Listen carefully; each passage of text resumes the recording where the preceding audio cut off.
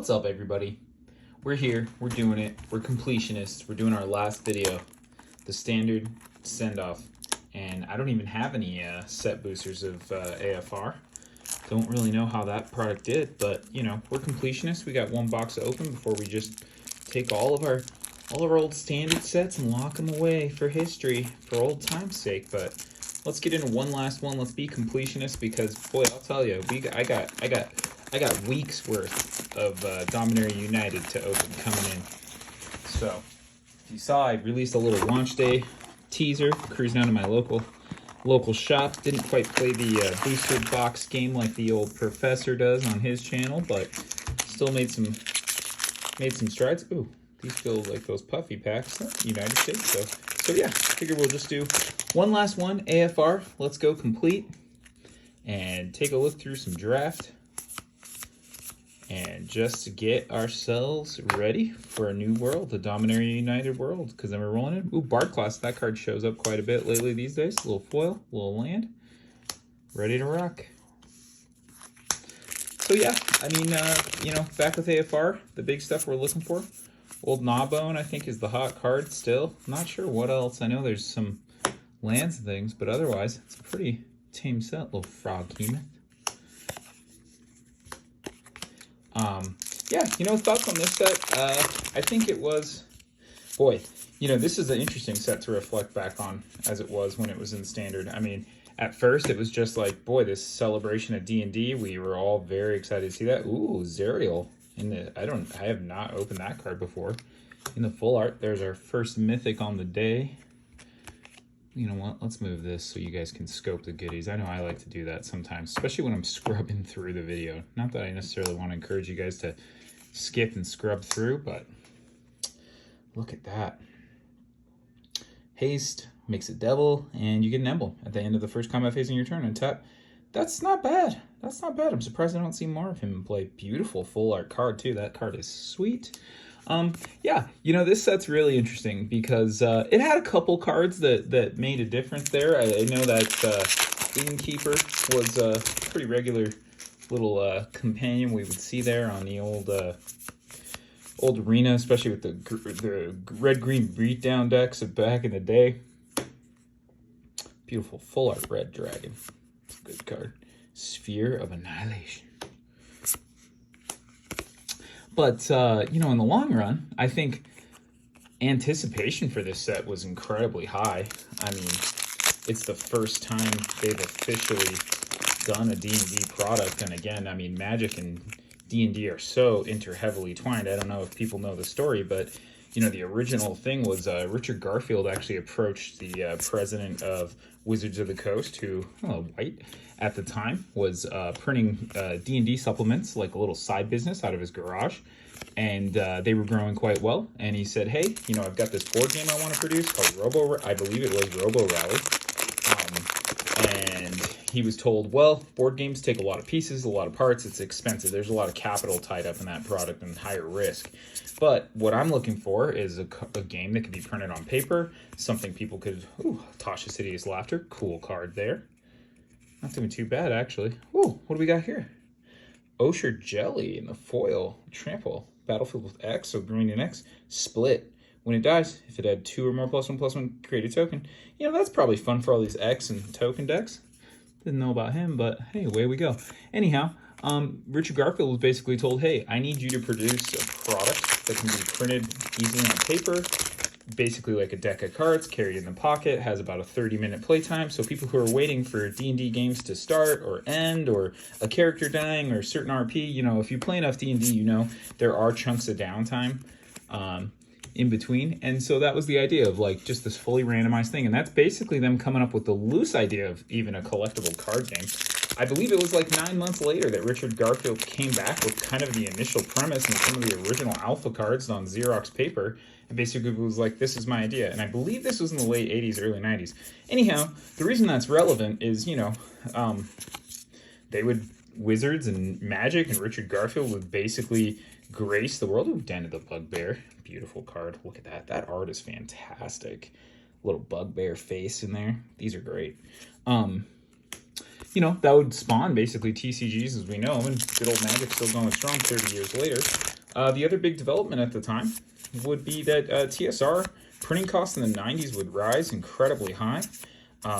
They would be overproducing into the 90s when there was kind of a big crash in the Paladin class. In the RPG market, especially TCGs, were kind of stealing their lunch. And they would eventually file for bankruptcy, I believe, just due to the fact that they had a ton of inventory, misprinted books they had to throw away. If you go into the dark history of kind of the end of TSR when it was kind of getting run by publishing, oh, a little Volo. Guide to Monsters. This is a fun little card. Cool. That would lead them to file bankruptcy. And that's when Wizards had done well enough, and I believe with some of the cash influx from signing the deal to do the Pokemon card game, and the rampant success of that would position them to actually buy the IP of Dungeons & Dragons, and they've done a great job stewarding it. I know there's some negativity out there in the world about 3.5 and what Wizards did in their first crack at that. I come from the generation that really dove on 3.5. You know, 3.0 was kind of a mystery to me. I remember still playing Magic and seeing people play at D&D, advanced D&D, and you know, version 2 of the game, and then coming to it with 3.5 in my teens and seeing that true polymorph becoming something cool. So anyways, you know, that's just kind of some of the interesting backstory that, like, Magic has always been tied to Dungeons and Dragons, but then, you know, it wouldn't be until what, 2020, that the first true commingling of these closely inspired and entwined IPs would come together. And I'm sure there's a lot of overlap. Displacer Beast. Oh, Werewolf Pack Leader. That's a solid card. That, you know, would bring this together. Now, when this set was first announced, I had incredibly high expectations. I just thought, oh, there's no way this could miss. It's going to be a huge renaissance. D&D is doing fantastic right now. So is Magic. This is going to be an automatic slam dunk, and one that stands the test of time. I was like, there is no way that, oh, there's Dritz, that collectors aren't going to just, like, love this set because it's going to be this, like, true celebration. Now, here we are in late 2020, and, boy, talk about an interesting twist. You can't really tell, I think, this story of this product in 2020 without looking back at Commander Legends 2. Oh, Old Gnawbone, bam, full art, let's go. This is such a good box. Holy cow. Holy cow. That is awesome. Wow. Wow. Love that. So 2 full art mythics in this draft box so far. We are crushing it. You know, you can't really tell this thing's story where they basically kind of baited 2 audience. I mean, Commander Legends was a huge hit, and I think with this set, you know, there's some mixed opinions, but I thought there'd be a lot we return to. I think things like the entering the dungeon mechanic, just the flavorful IP and ideas presented here, all would have served for some great follow-up. I see some rich follow-ups still on the table for this set. I think entering the dungeon could be returned to well, whether that's in a Commander product or another Dungeons & Dragons set. It makes sense that they started in the Forgotten Realms. Nominally, if you aren't super familiar with the IP, the kind of like base original setting, the sort of 616 mainline continuity of Dungeons & Dragons takes place in the Forgotten Realms. It's on the plane of Toril, and the Forgotten Realms take up all your favorite places. Baldur's Gate, Neverwinter, you know, places like that. And, you know, it's actually a really fun place to play. Like, they've done a fantastic job in that IP. And it even has, like, Westgate region. It has lorical reasons for all of the, like, changes in rules and designs. There's probably more than 100 novels based in the Forgotten Realms, multiple series of novels. And it's just a cool place. I mean, there's tons of lore, and when you're reading kind of like the player's handbook or the monster manual, a lot of that's kind of pulling from the sort of core setting that the Forgotten Realms are. And not only that, the Forgotten Realms also kind of serve as a bridge between all the other planes. I know for a fact, you know, the Domains of Dread, Ravenloft touches it. It has this giant, expansive mega dungeon underneath, known as the Underdark, that has all kinds of weird portals down. You know, it's definitely sort of sits in the middle of the pie. So Instrument of the Bards, kind of a bummer, but whatever. Anyways, what this all boils down to is, I would have thought and expected a lot more from this set. I think it had a ton of hype swirling around, and then kind of fueled the fire as it was going into some of the later sets of the year, that it was kind of underwhelming, you know, especially coming on the back of Strixhaven and Kaldheim. I think AFR just kind of left everybody a little wet and set the table for Crimson Vow and Midnight Hunt to not really lift the bar, you know. And when you look at those indicators, when we're looking at a standard send-off, I mean, it really set the table for a set like Kamigawa to come out. Ooh, Xanathar, very nice.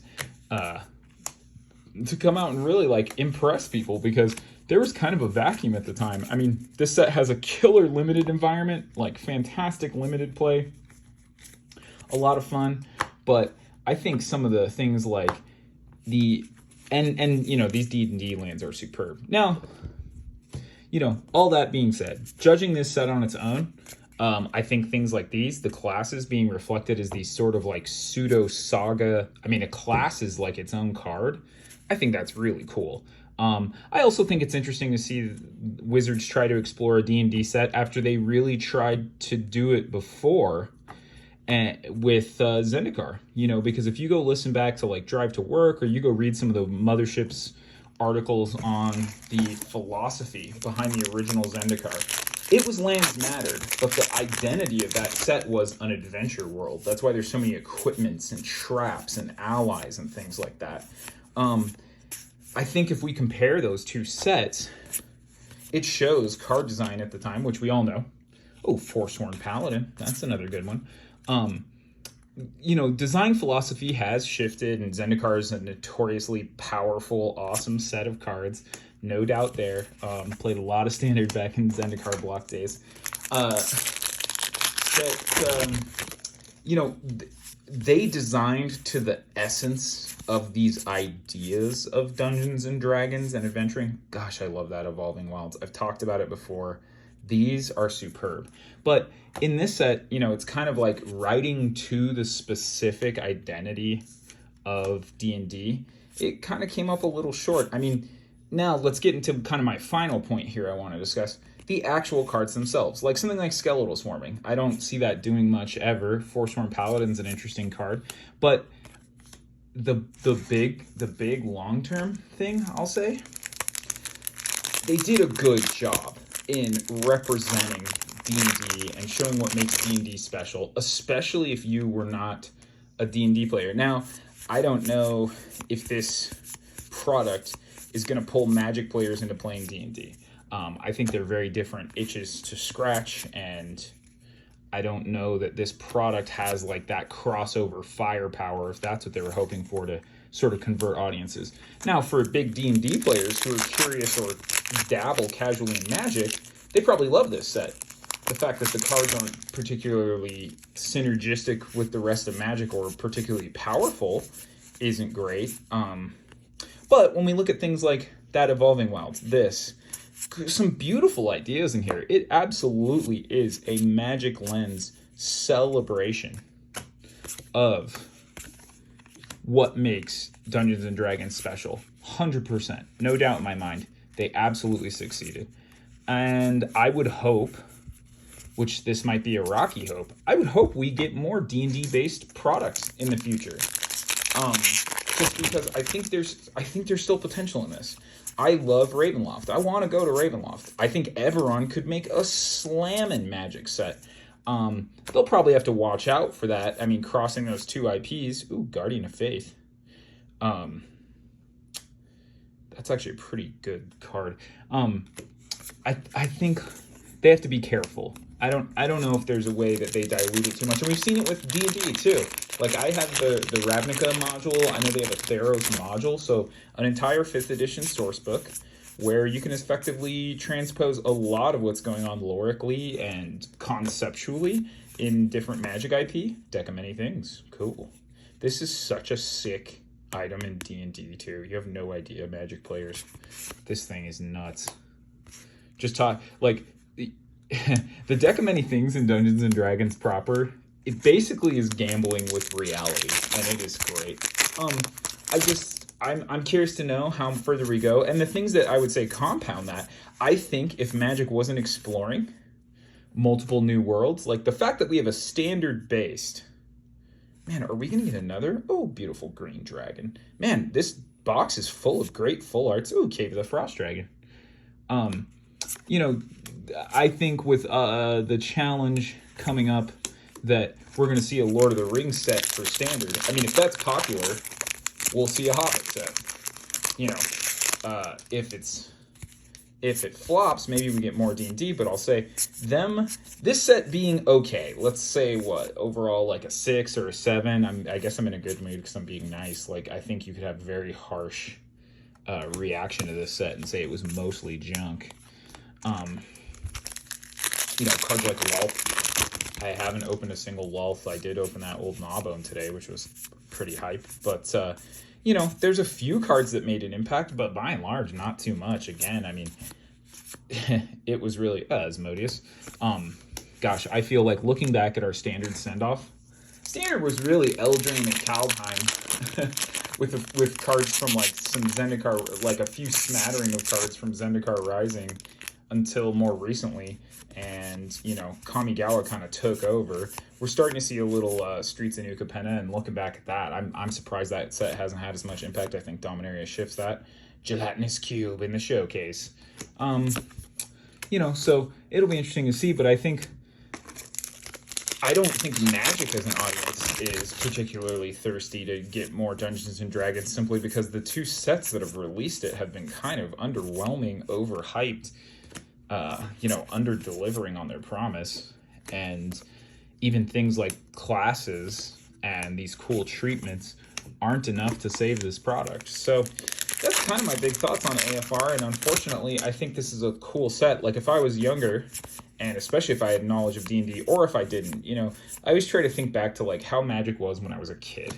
The way I enjoyed Magic when I was a kid was, like, I couldn't assess cards, but you know what I could do? Sit there and stare at them all day and read every ounce of flavor text and just try to, like, get a picture, a peek into this larger world. And now, mind you, that was pre-internet time. You can go on and watch a bunch of YouTube videos explaining every little thing and a conspiracy theory and leave your own comments. You just sort of like muddled around on a quiet, sad Sunday afternoon before going back to class with like weird little ideas, not even stuff you'd necessarily express to your friends. You'd just be like, I mean, an example of this was having such limited cards that I literally would read the flavor text on my Ice Age cards enough to say, should I make a General Jarkel deck?